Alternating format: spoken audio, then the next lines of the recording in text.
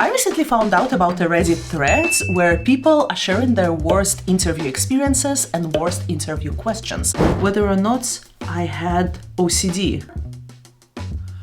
What? But you scored so high on the test, I wanted to meet you? Is he alright?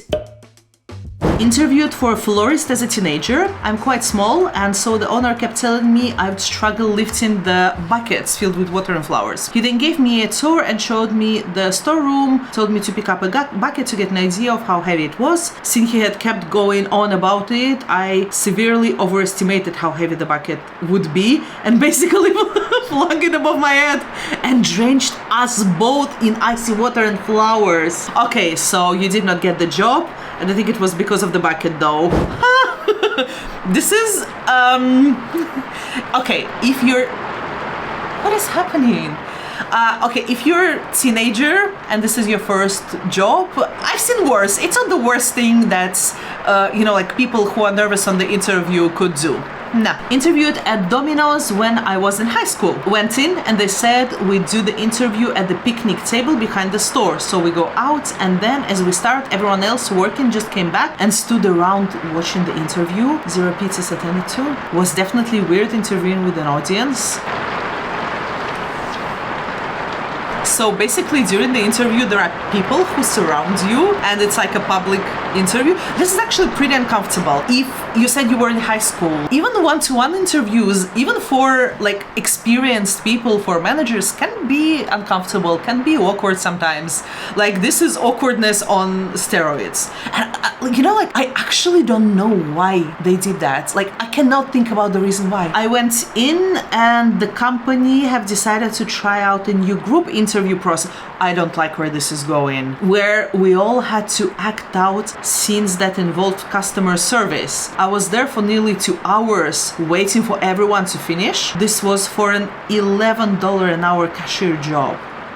Sometimes companies are doing group interview to actually speed up the process, but it seems like this was not the goal here. So the group interview was for them to kind of play the scenes that involved customer service. Oh my god. I mean, don't get me wrong, it's not that I'm totally against group interviews, although to be honest, even at the very, very beginning of my career, I think I've been a few times on group interviews and I would just leave straight away, because even for a very low level jobs, for me it shows that a company values their time so proportionally more than a time and to a certain extent comfort of people who would come over there to hire. I don't know. I try to recall other companies I worked for where they would have a lot of blue collar workers, and I don't think any of those did group interviews. I got asked what I do for a hobby. I felt put on the spot, so I answered entirely honestly. I said I play video games and watch TV. Extremely embarrassing, would not recommend.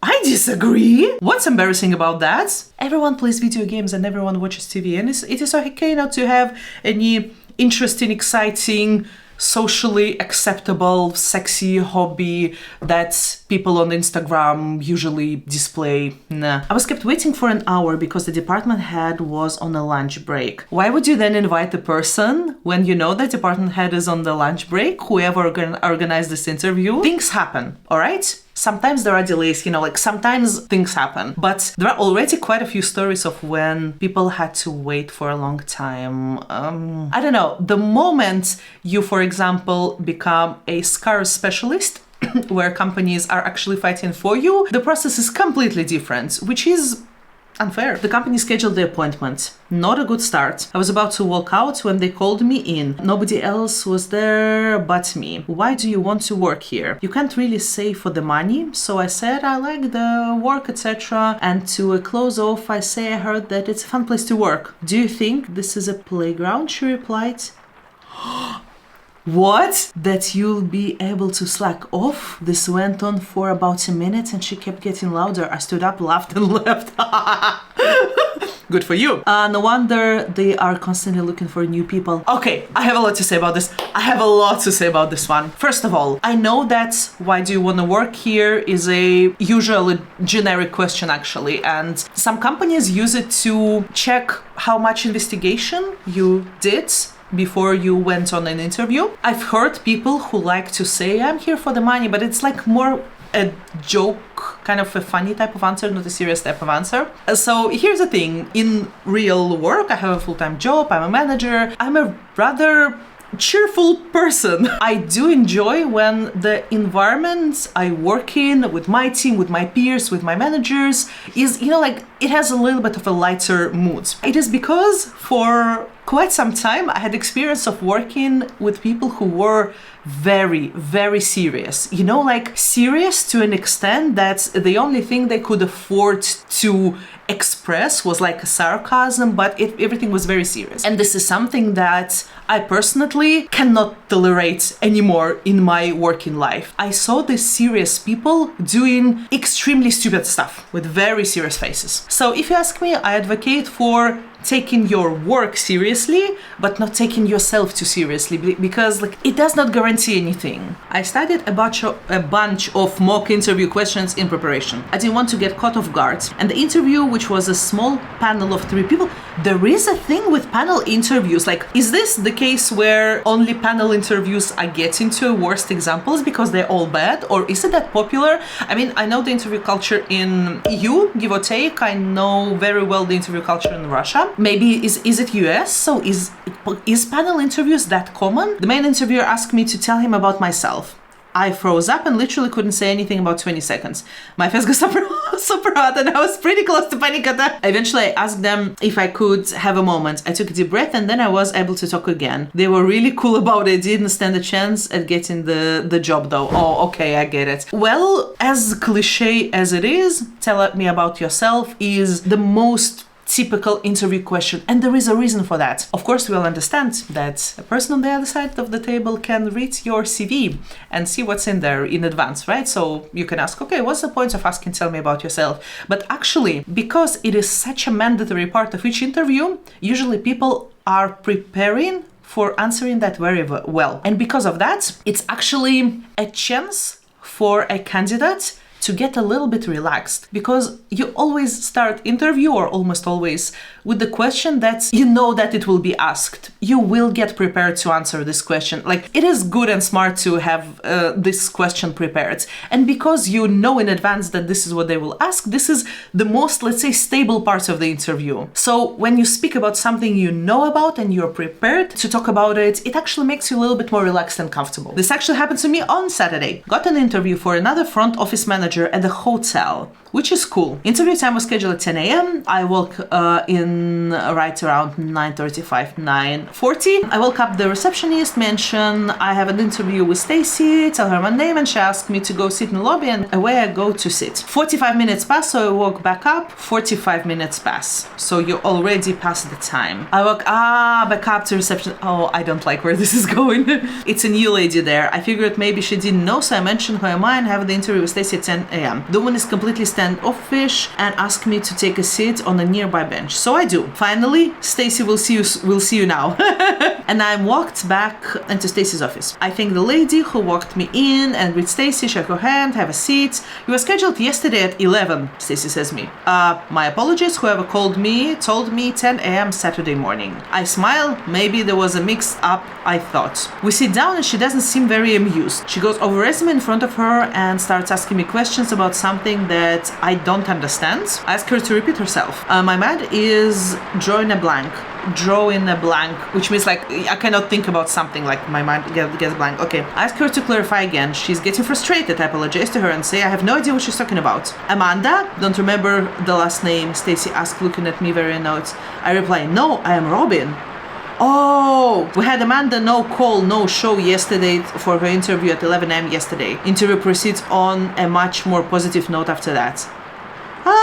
The interviewer thought I was someone else and had me wait over 40 minutes to be seen because she thought I was no call, no show the day prior.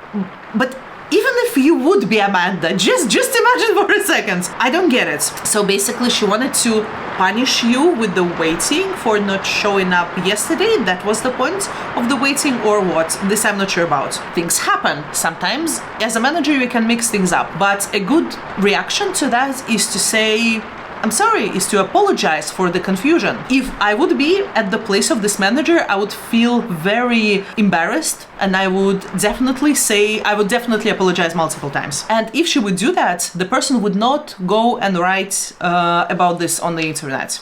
Because how you react when something goes wrong defines half of the experience of the person on the other side of the table. My interview kept talking about himself and his product, then asked me regular interview questions.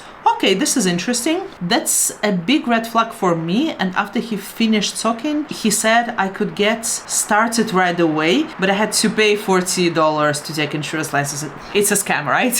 The steps of certification are very informative and take about a month to memorize. I kindly told him that I had other interviews and I'll make my decision later in the week. He didn't get the memo and still keeps calling me about coming in and starting.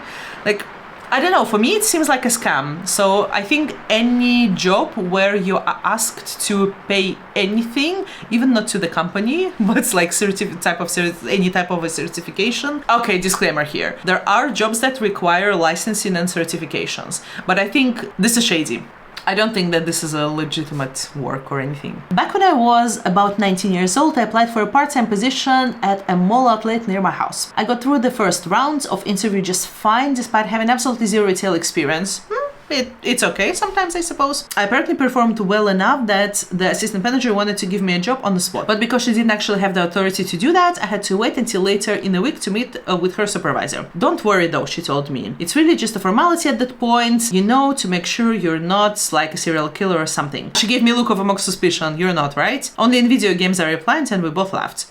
Okay. It was fairly encouraging, and when the date of my second interview rolled around, I was in high spirits. I showed up in the outlet about 15 minutes before I was supposed to meet with the manager, got brought into office behind the storefront, and spent the first half an hour or so filling out a long questionnaire about my personality. In the end of the video, I will give you one bonus thing. Hold that thought. Once that I was finished, I met with the manager himself, who proceeded to ask me some very run-of-the-mill questions. Run-of-the-mill questions. What does it mean? Does it mean straight to your face? Let's suppose he said you knew one of your coworkers was stealing from the register. What would you do? I thought about it for a second. Well, what is the company policy? I asked. Would I be expected to confront them, document the behavior? Would it be the best to just report it to you?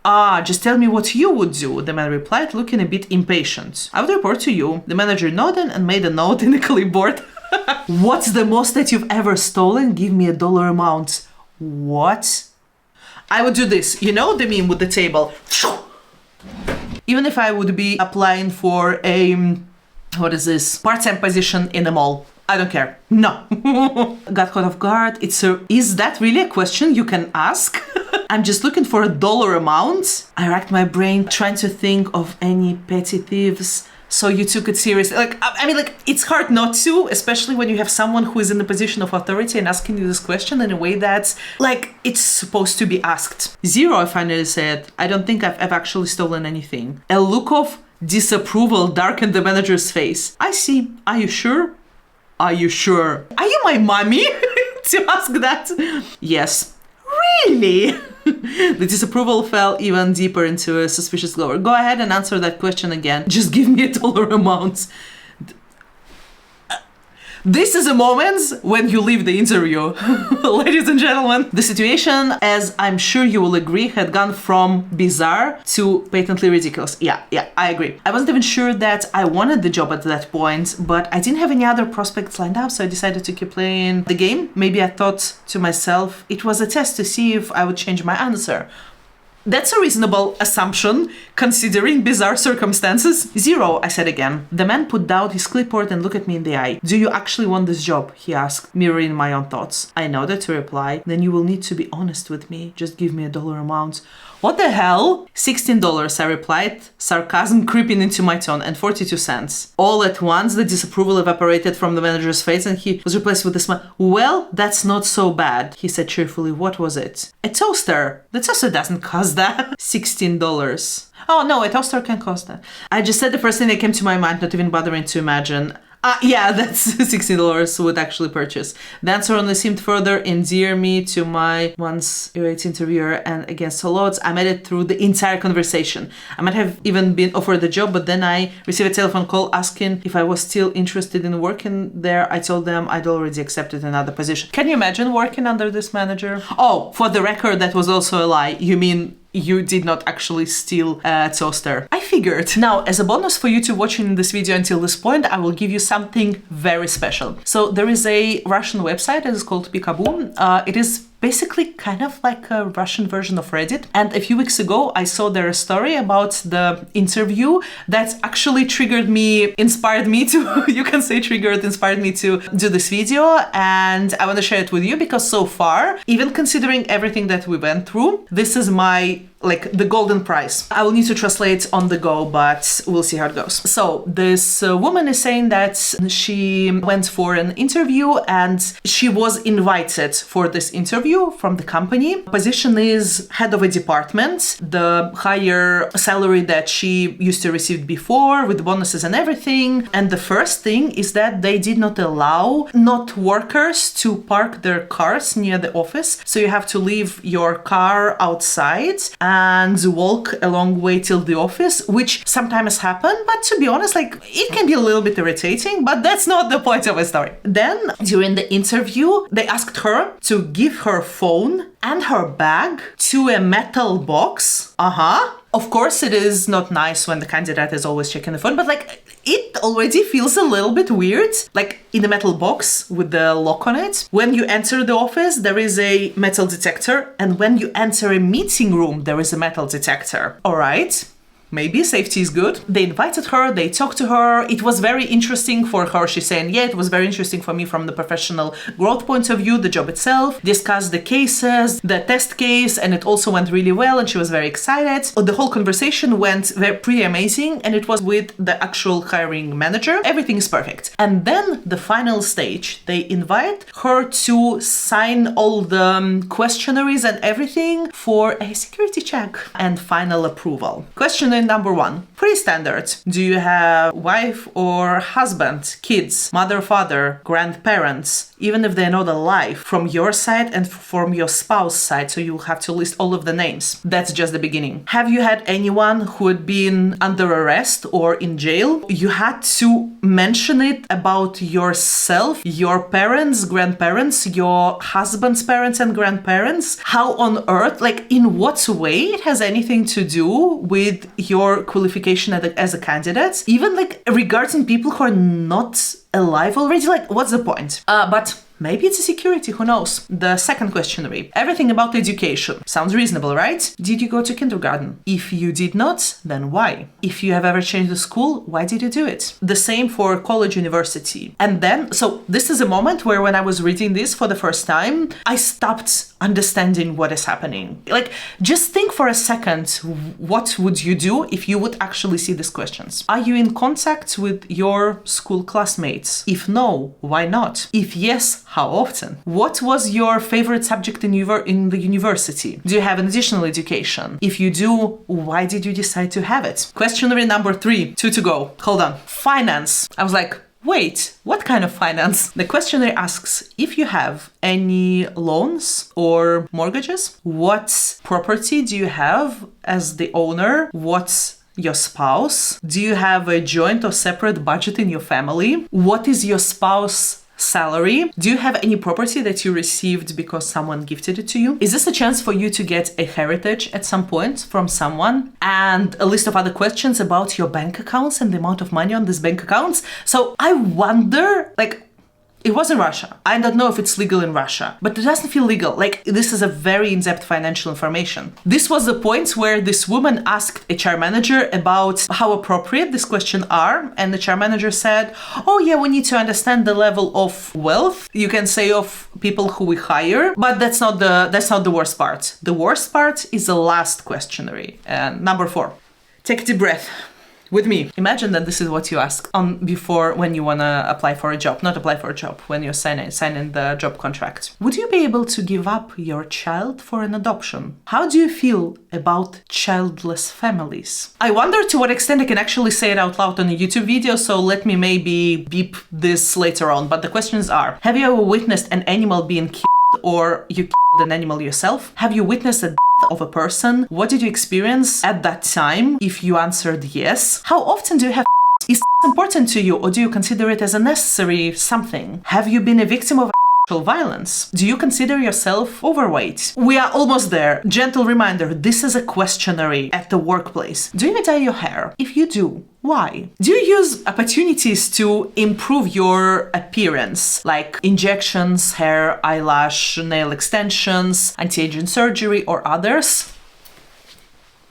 I forgot what is there. And the last one, which is our staple and favorites throughout the video, are you a believer? If yes, specify religion, and if not, tell us why. It is so bad. So here's what she did. She actually asked HR if this questionnaire is a part of a very weird stress test or something. And they said, no, this is just a formality that we do. When this woman said that she considers this inappropriate to say the least, and HR answered her that, yeah, it's very sad that you feel offended because it's a usual questions. We ask all our employees about that. We want to know everything about our employees and we pay a lot. So this is just a formality. And now the plot twist. This organization has nothing to do with the government, security, or anything like that. It is a meat production. Chicken wings, schnitzel, so it's a meat production company. To be honest, never ever I have seen such a concentration of outraging things in one story. I am super sorry that this woman went through that. I'm low-key happy that she decided to talk about it on the internet. Alright, that was quite a journey. Let me know if this format in any way interesting to you. Check out videos on my channel. I have a lot of videos for managers on how not to be a manager that people write on Reddit about. So I will leave the links and playlists somewhere here. Check it out if you like, and thank you so much for watching.